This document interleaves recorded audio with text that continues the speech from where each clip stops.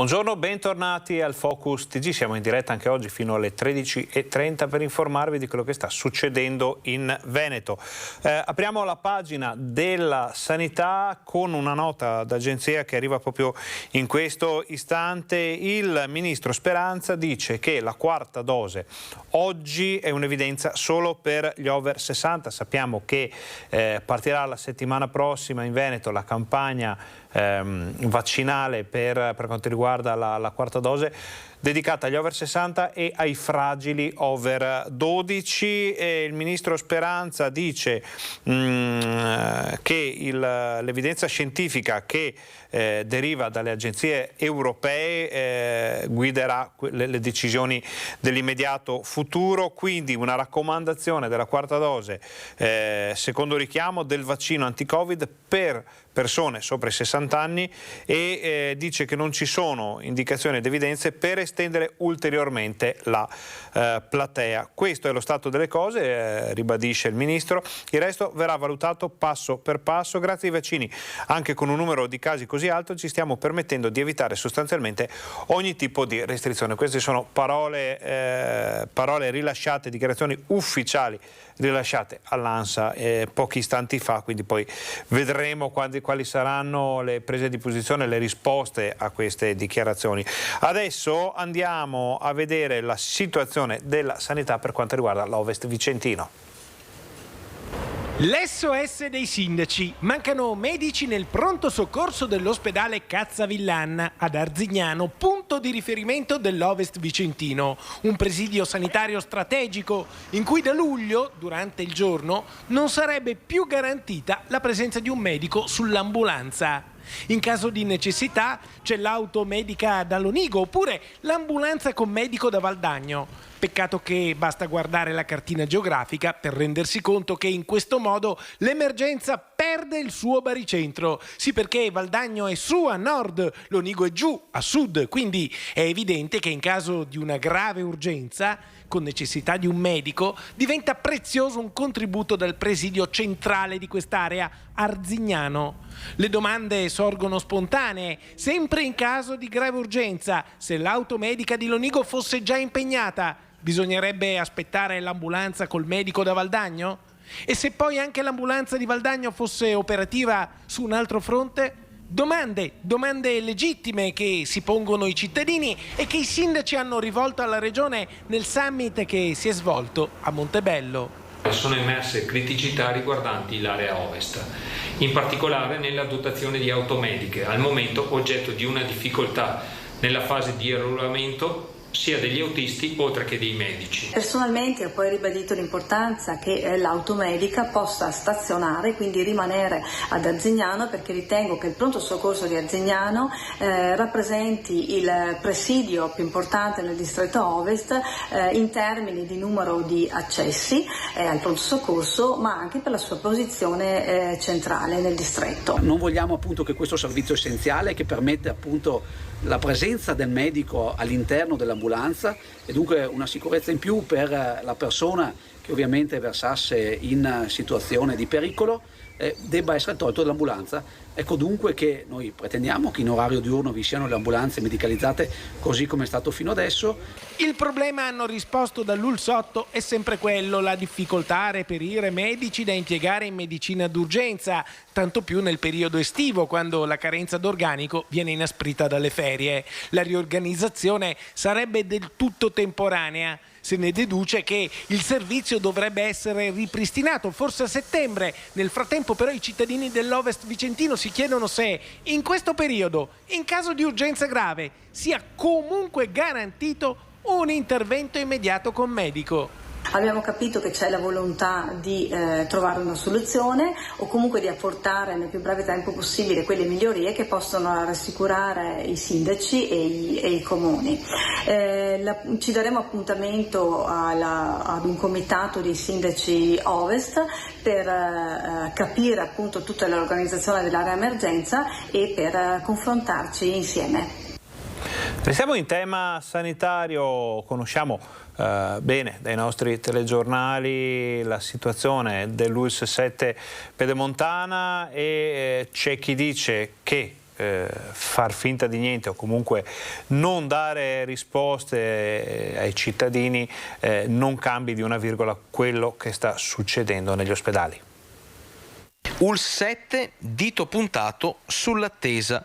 Certamente quella delle liste per avere visite e accertamenti, ma anche e soprattutto dito puntato sull'attesa di risposte che non arrivano. L'unica cosa che non funziona è negare il problema. Come ho sentito l'assessore regionale La Lanzarin, nega il problema della fuga dei medici, nega il problema delle liste d'attesa. A negare i problemi non si risolvono.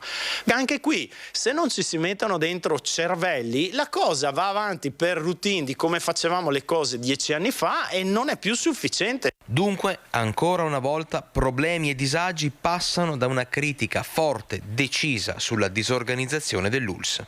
Io credo che i cittadini vogliano limpidezza, vogliano tranquillità, quindi è una questione di opportunità, di eleganza. Uno dovrebbe capire che forse non è nel posto giusto, al momento giusto, ed è una questione proprio anche di rispetto dei cittadini, perché i cittadini dicono: caspita, è il nostro problema principale, vogliamo il cavallo vincente, vogliamo la persona migliore che c'è. I cittadini meritano risposte, fanno delle domande alla politica e quindi la politica deve rispondere sempre e comunque agli elettori, ai cittadini.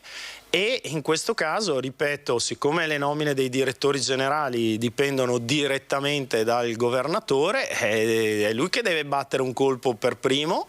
Da parte del personale, da parte dei cittadini, manca un ingrediente fondamentale e allora la fuga dei medici e degli infermieri continuerà, i cittadini si disaffezionano e non fanno altro che protestare, giustamente per problemi che vivono. Il silenzio non salva l'ospedale. Ah, sicuramente. Il silenzio e la negazione dei problemi non salvano mai niente. Facciamo una breve digressione nella politica nazionale. Sappiamo che sono ore di fibrillazione per il governo, per il Premier Draghi, con le tensioni interne alla maggioranza. Sentiamo che cosa ha detto Draghi sulla situazione attuale. Dunque, darò la risposta per punti. Primo, lo chieda al Presidente Mattarella. Secondo, ho già detto che per me non c'è un governo senza 5 Stelle. Terzo, ho già detto che per me non c'è un governo Draghi, altro che l'attuale.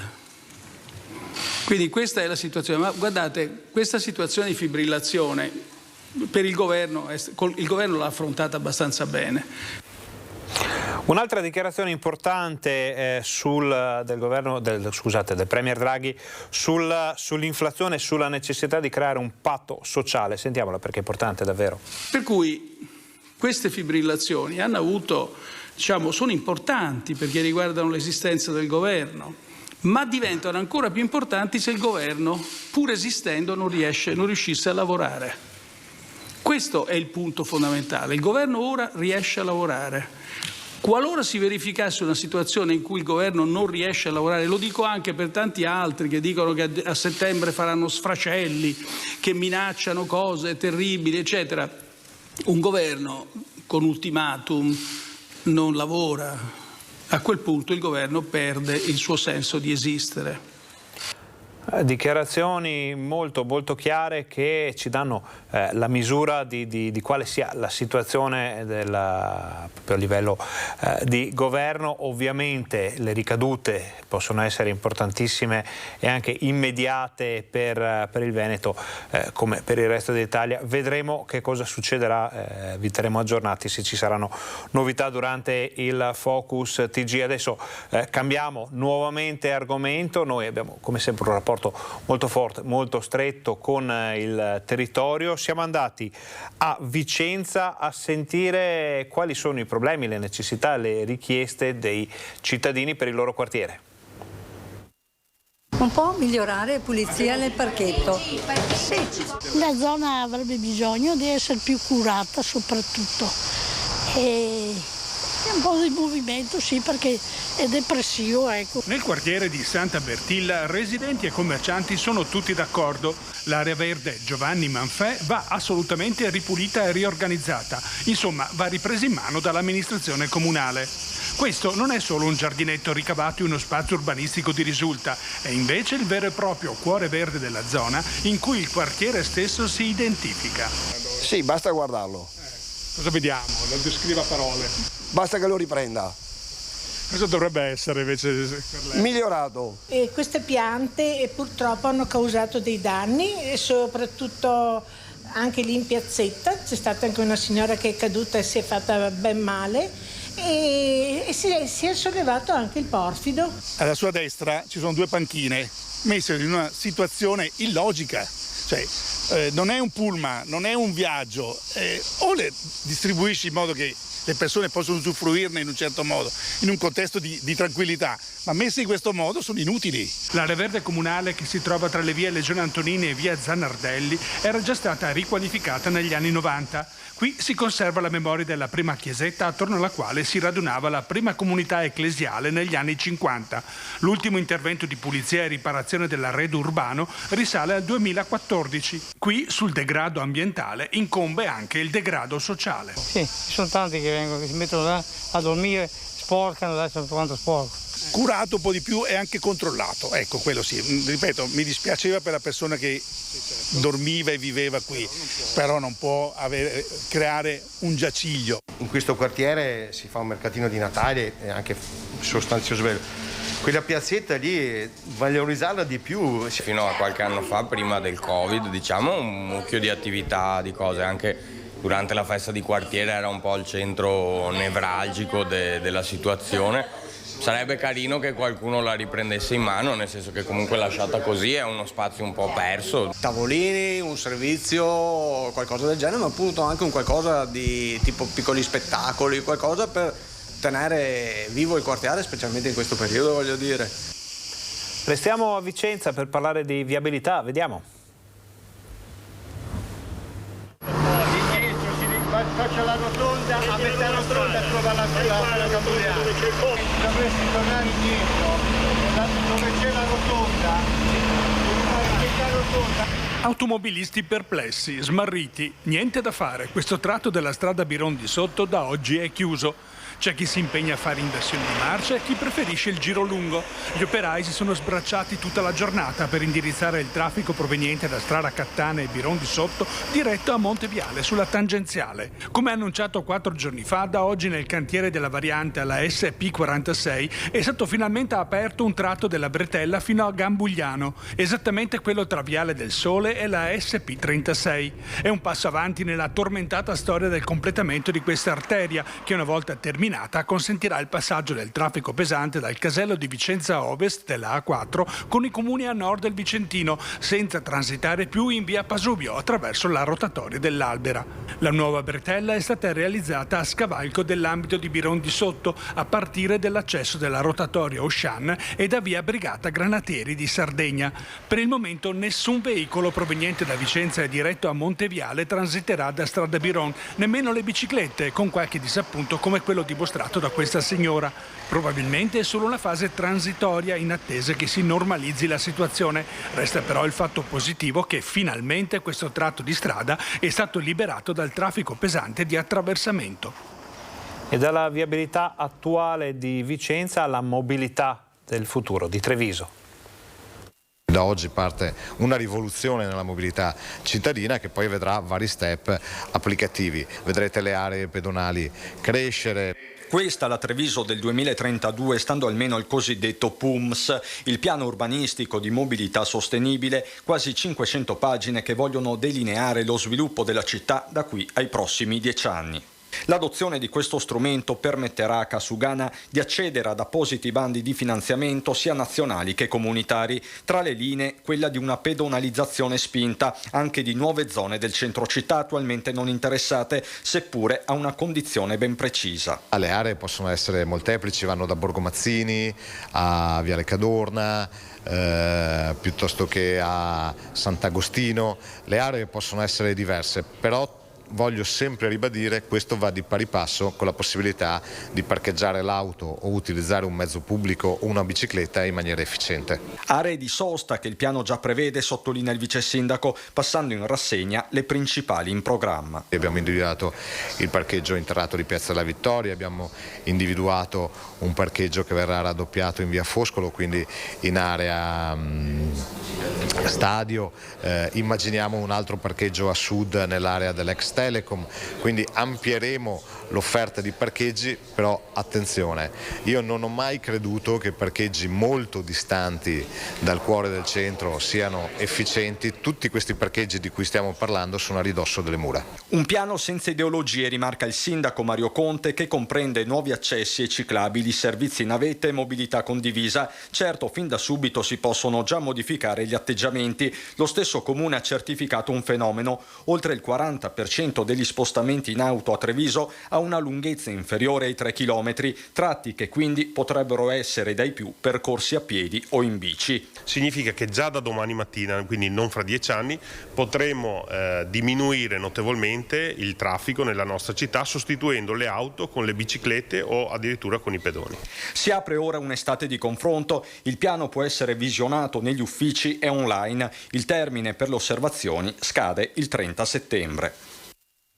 Apriamo la nostra pagina della cultura con una notizia che riguarda il bicentenario, le celebrazioni del bicentenario della morte di Antonio Canova. Ci sono tantissime iniziative, lo vediamo ogni giorno nei nostri telegiornali. Adesso c'è anche la soddisfazione per il territorio per l'emissione di un francobollo commemorativo per il bicentenario, appunto per la morte dell'artista.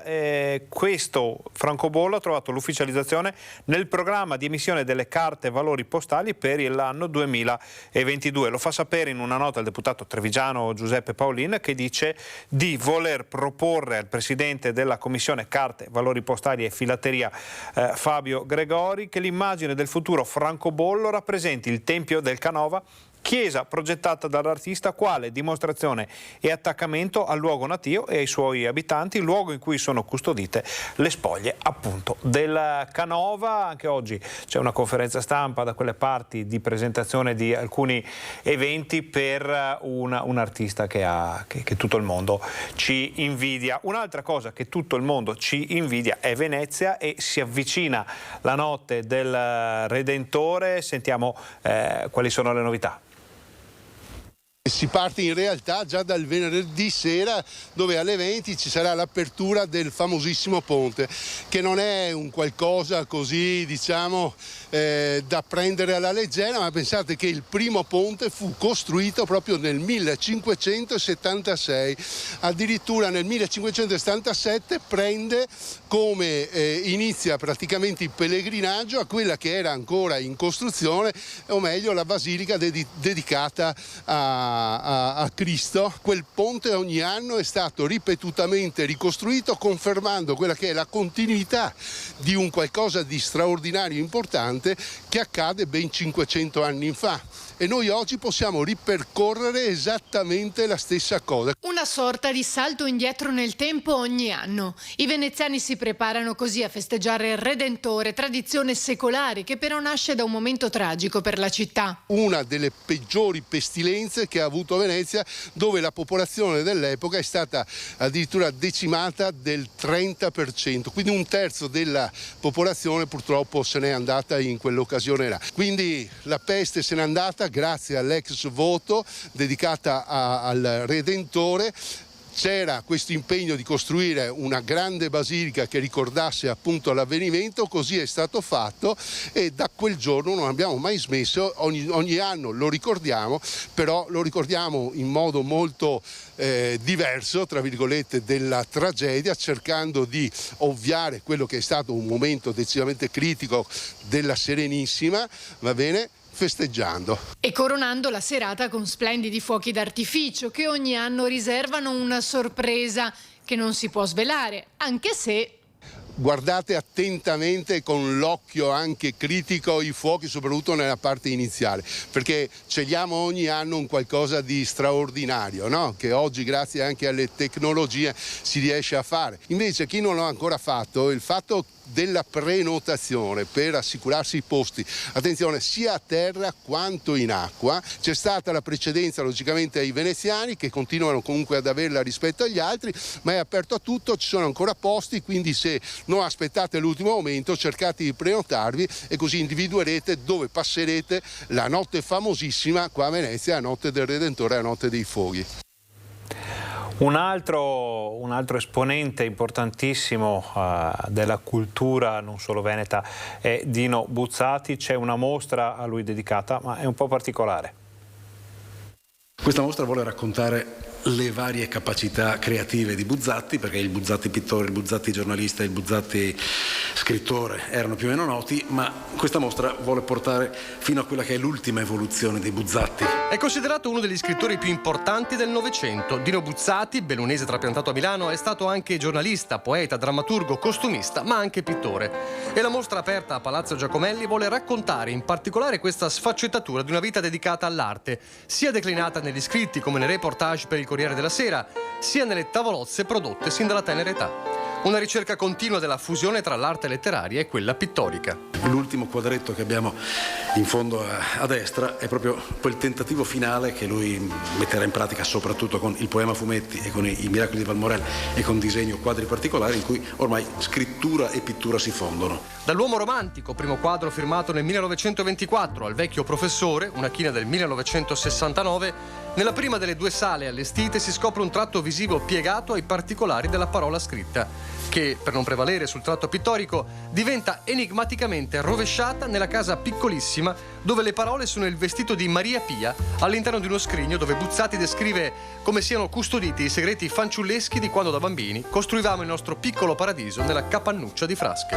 Un percorso di immagini che, più che catturare gli occhi, stimola l'anima del visitatore, ennesimo buon motivo per visitare Treviso, ma anche il Veneto. Su questa mostra investiamo molto perché riteniamo che la strategia di promozione del territorio passi per le province, non solo per delle località singole, perché contiamo molto nel valorizzare le eccellenze del nostro territorio. Anche la cultura è un'eccellenza, nel caso specifico Dino Buzzati.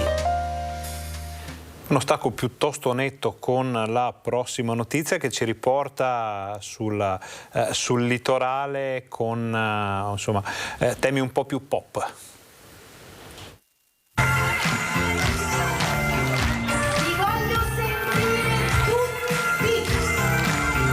Da Mila e Shiro, una delle sue canzoni più conosciute, a Gemele Hologram, Occhi di gatto, i Puffi, l'immancabile Kiss Milicia e chi più ne ha più ne metta.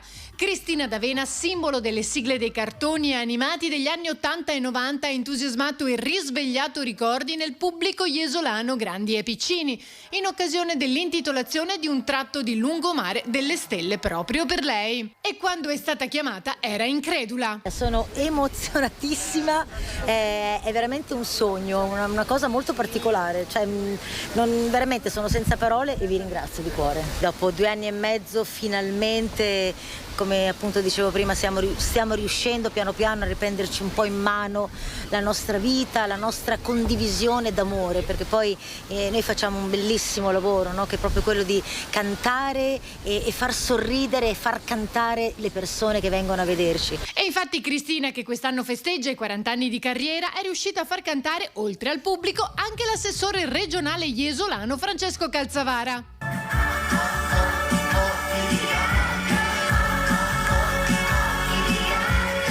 La canzone che ti fa tornare bambino, no?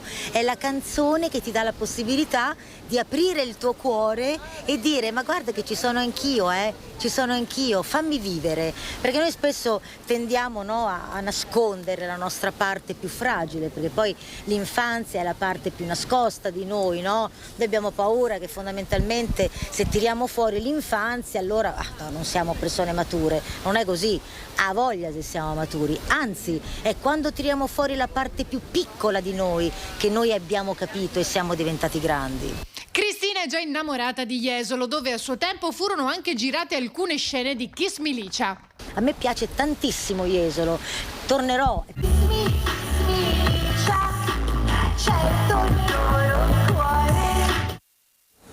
Chiudiamo con i dati che ci arrivano dall'azienda Zero della Regione del Veneto, che ci fanno vedere qual è la situazione in questo momento con il Covid.